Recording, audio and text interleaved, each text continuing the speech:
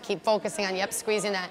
You guys, it's really interesting too, like just being at physical therapy and like listening to like what I'm weak at, and then it's making me think back to like you guys obviously constantly when I'm doing stuff. But like, I think too, we need to keep focusing on getting like glutes stronger and these muscles stronger, but it's not just like going and doing glute stuff. You have to focus on like activating them. Do you know what I mean? Like lay on your back once really quick. If you're gonna do a bridge, pull your heels closer to your booty. This is what I was doing today at physical therapy, okay? So we'll put arms, let's put your arms on the ground. You can have your feet like hips width apart, okay? We're gonna lift up, and then, so lift your hips all the way up. Okay, now I want you to actively think about engaging your left glute as hard as you can. And then, so squeezing your booty as much as you can. Now I want you to lift your right leg parallel with your left leg. Squeeze that glute.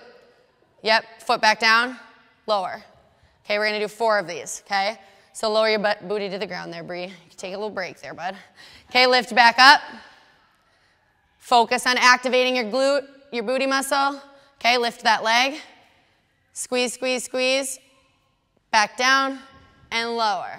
Yes? So what happened to me today when I was doing this, I was like, oh, my hamstring feels weak. And he was like, that's because your glute's probably weak in certain areas. So I want you to focus on that glute, not letting it get into your hamstring. Okay? And I think a lot of times as dancers, we tend to do that. Yeah? So focusing on getting into our glute. Try it one more time. So lift up. Lift those hips as high as you can get them. Good. Lift the leg.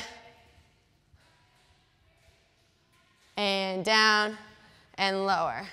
I feel like you can get up higher into your bridge, but maybe it's because of your bun. But lift up again.